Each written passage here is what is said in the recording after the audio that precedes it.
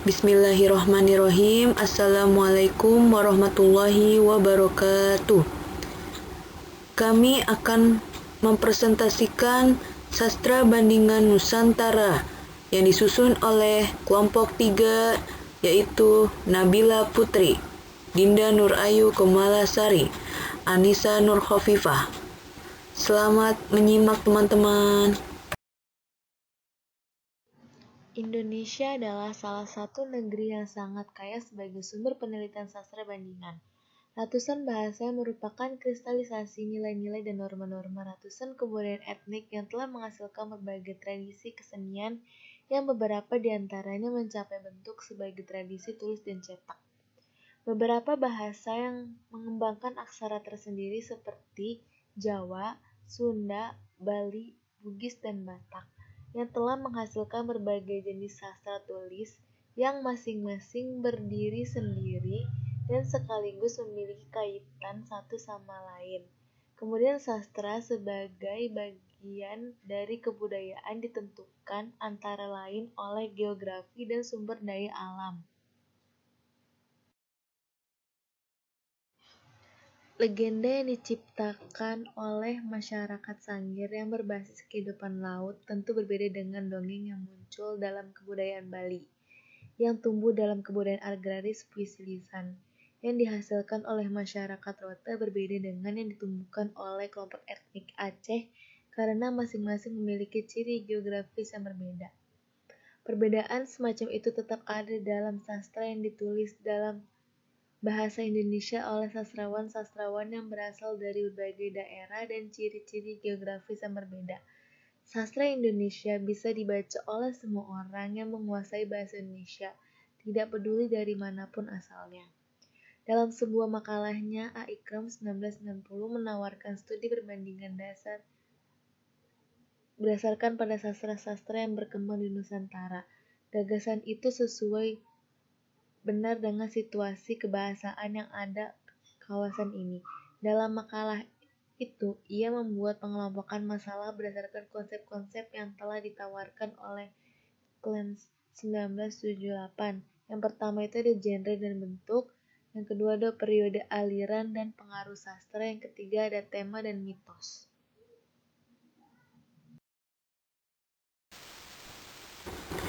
Sastra sejarah sebagai genre yang ada di mana-mana. Sastra sejarah dihasilkan oleh semua masyarakat yang pernah memiliki kerajaan, sebab salah satu fungsinya adalah untuk mencatat apa yang telah dilakukan suatu dinasti dalam menciptakan kerajaan yang dipimpinnya, karena cirinya sebagai alat legitimasi kekuasaan. Sastra sejarah yang panjang dan lengkap menjangkau asal-usul suatu masyarakat mulai dari zaman prasejarah sampai zaman sejarah. Dalam upaya merunut asal-usul itu, sastra sejarah bisa dimulai dengan mitologi yang menjelaskan asal-muasal suatu bangsa. Contohnya, 1. Kebudayaan Jawa, yaitu babat tanah Jawi. Kedua, dalam kesusastraan Inggris, yang paling melegenda adalah mengenai Raja Arthur. Yang ketiga, drama Shakespeare yang mengungkapkan kisah-kisah beberapa raja yang bahannya diambil dari kronik, yaitu kisah-kisah mengenai Raja Henry, merupakan bagian penting dalam pencapaian Shakespeare sebagai dramawan agung. Yang keempat, ada kebudayaan Melayu.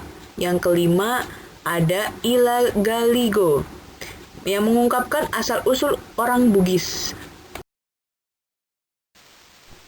Selanjutnya, ada genre lain dalam semua kebudayaan adalah mantra.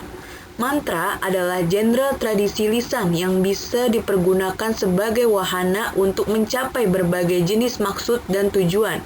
Dalam masyarakat lama, mantra dipercaya dapat menimbulkan dan menghasilkan berbagai hal di samping mendukung niat kita untuk mencapai suatu tujuan. Dalam pengertian itu, fungsi mantra tidak ada batasnya. Mantra dapat digunakan untuk apa saja, seperti memikat orang, mencelakakan orang, menolak bala, mendatangkan hujan, menyukseskan perburuan, mengobati penyakit, sampai tidak ada batas fungsinya. Contohnya, mantra Sangir tentu erat kaitannya dengan kondisi geografis suku bangsa yang kehidupannya berurusan dengan laut yang pasti berbeda dengan yang dihasilkan orang Dayak yang kehidupannya tergantung pada hutan. Selanjutnya ada genre.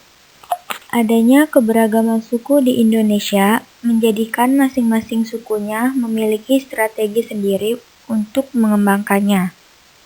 Di Jawa, pantun disebut sebagai parikan. Umumnya dikenal sebagai bentuk untuk menyampaikan hal-hal yang cenderung hiburan. Di Jawa, parikan juga dipergunakan dalam teater tradisional.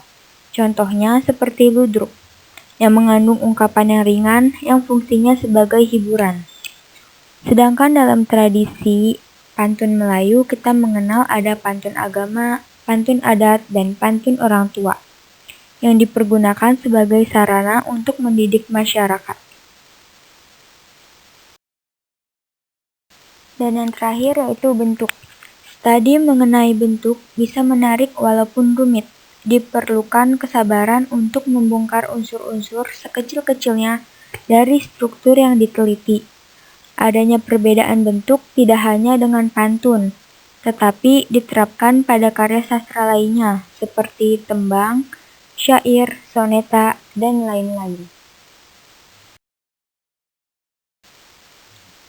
Contoh dari sastra bandingan Nusantara yaitu Prabu Watugunung dari Jawa dan Sangkuriang dari Sunda. Kedua cerita tersebut memiliki persamaan dan perbedaan. Persamaannya yaitu terletak pada ide, motif, dan temanya, yaitu pernikahan terlarang ibu dan anak. Dalam cerita Prabu Watugunung, yaitu pernikahan terlarang yang terjadi antara Prabu Watugunung dengan Dewi Sita. Sedangkan dalam Sangkuriang, yaitu pernikahan terlarang yang terjadi antara Sangkuriang dengan Dayang Sumbi. Dan kedua cerita tersebut memiliki persamaan pada tokohnya, yaitu Prabu Watugunung dan Sangkuriang yang memiliki luka sama-sama pada bagian kepala. Lalu, perbedaan yang terdapat pada cerita tersebut yaitu dari cara pengarang mengemas masing-masing ceritanya, dapat dilihat dari latar tempatnya yang berbeda.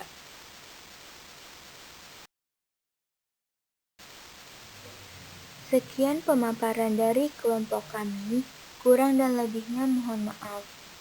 Wassalamualaikum warahmatullahi wabarakatuh.